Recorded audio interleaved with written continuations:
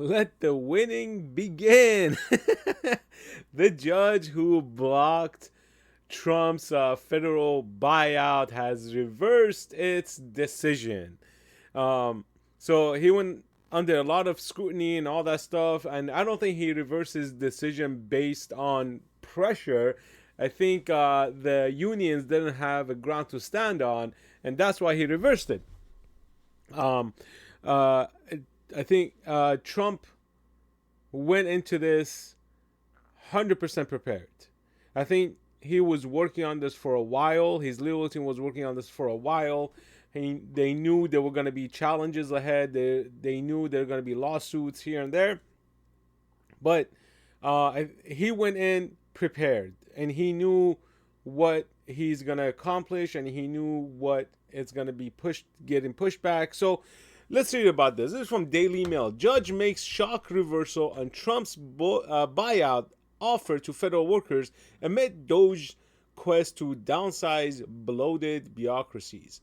A federal judge on Wednesday lifted the temporary freeze on President Trump's buyout offer to federal workers as the administration looks to shrink the workforce. A union which represents hundreds of thousands of federal workers and others sued last week to stop the deferred buyout offers February 6th deadline. But Massachusetts District Judge George O'Toole, I should say, ruled the union lacked standing for challenge the directive and are not directly impacted by it. O'Toole, a President Clinton appointee, lifted the temporary restraining order on Tuesday. Uh, Aggrieved employee can bring claim through the administrative process, he also wrote. The American Federation of Government Employees, AFGE, and other unions sued ahead of the February 6th deadline for federal workers to accept the Trump administration deferred resignation offer last week. The deadline was placed on hold temporarily while a hearing was held on Monday. The ruling on Wednesday comes as billionaire Elon Musk and his Department of Government Efficiency team are trying to cut down the federal workforce as part of their directive to save $2 trillion in federal spending, but their effort may prove difficult. So, we've been talking about this for a while. And this was a hurdle that kind of went away, but the buyout was for the people who were working remote and they were expected to be back in office, or they gave them till September to look for another job. Basically, they were getting paid up until September to get another job or return to work. So most of these people, the 65,000 people, decided not to go back to work and get the severance pay of $65,000, which is paid through September. Whatever their salary is, they're gonna pay them up till September. I don't know if it's gonna be one bulk sum or a monthly basis. I have no idea. So, and people revolted. And this buyout also included people who can retire early, and that fill in if they're retiring by September, or if I think by January of next year, if they are retiring by then, they can extend the buyout up until January. Shoot, if I'm retiring in January, I will take this pay any day. I will retire early, get my money, and get the hell out, or apply for another job, or continue working in a different field. I don't see it as a bad idea. I don't see it as a bad buyout. Especially if you don't want to come back to an office, you have 7 months to look for a job. 7 months.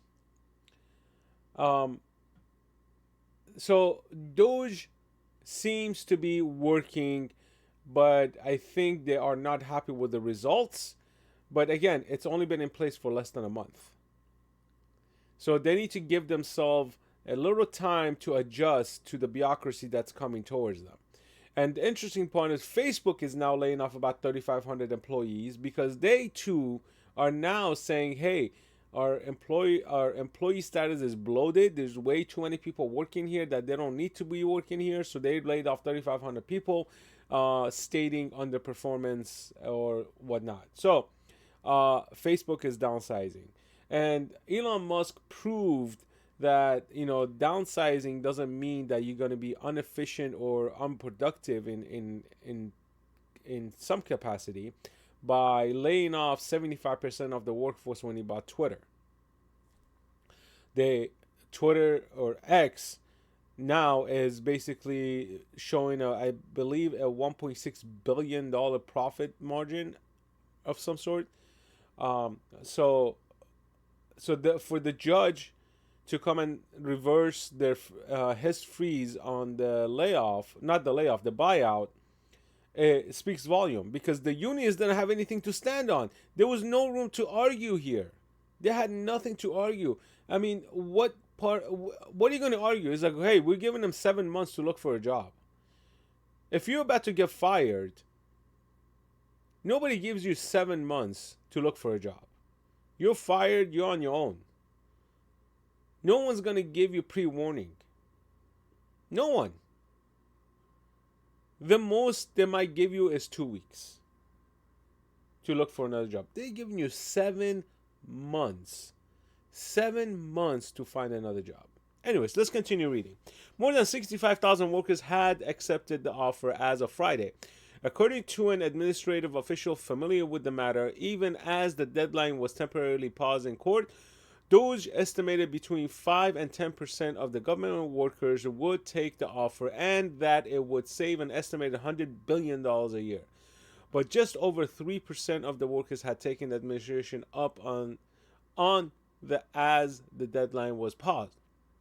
The offer, as presented by the Office of Personnel Management, gave all federal workers the option to resign from their current position but remained on the payroll with all benefits until September 30th.